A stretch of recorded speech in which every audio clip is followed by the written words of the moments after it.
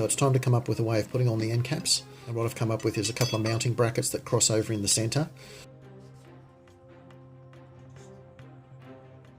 I'm starting out by drilling a hole through the both of them clamped together. This is where the handle will actually pass through to them. That in itself would be enough to hold them in place, but it wouldn't be enough to stop them from rattling around. So the other thing that I'm going to do is create an interlocking mechanism.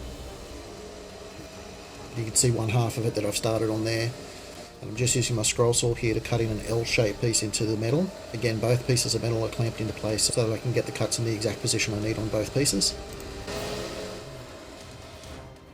Once I've got that done, I'm using two spanners here, one to hold and do the bend, and then the other one to provide the leverage I need to. And you can see once it's bent into position there, it gives me two locking tabs that as the metal slides across the surface of each other, they self-locate and self-lock into place. And the idea is when those pieces meet up in the centre of the hammer, it should all latch together and stop the pieces from falling apart. Now that I've got them made up, I've got to mount them onto the actual end pieces. The tape that I've got on the drill there is just to make sure I know the depth that I need. And then I'm using some modified Dynabolts. I've cut a screw top into the top of them so that I can screw them into place. And once they bottom out inside the hole, I can tighten down the self-locking nuts and then they're pretty much in place there forever. What I'm doing here is just using a piece of upside down tape to position into place. This is so that when I introduce the other end cap, I'll know exactly where the position is in relation to the next bracket that needs to be attached. Then I can pre-drill the holes in that bracket piece, and when I line it up against the tape, I know that the alignment is perfect so that I can get the two halves to click together properly.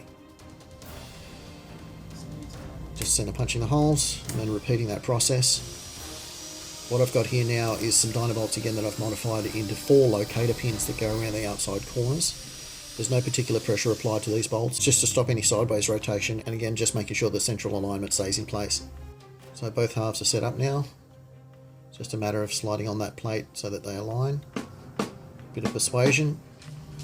Everything clicks in together at the centre, and that's it. It's all the solid piece. You can see the hole there where everything passes through the centre, and obviously the handle will act as a final locking mechanism to make sure that nothing can ever come apart. The screw thread of the handle also protrudes through the top there a bit, which is just enough for that final top plate to screw down onto, and that'll lock it all down and finish the full assembly of it. But even without the handle, it's already locked everything nice and tightly into place, so I'm pretty happy with it, and it looks like it's made a really nice sturdy assembly. So we're getting pretty close to the end now, just the final pommel piece to make and then some final weathering details before the full assembly. If you've been enjoying this series, don't forget to like and share it, and if you haven't already, you might like to subscribe. But that's pretty much the update for this time, guys. Thanks for watching, talk to you next time.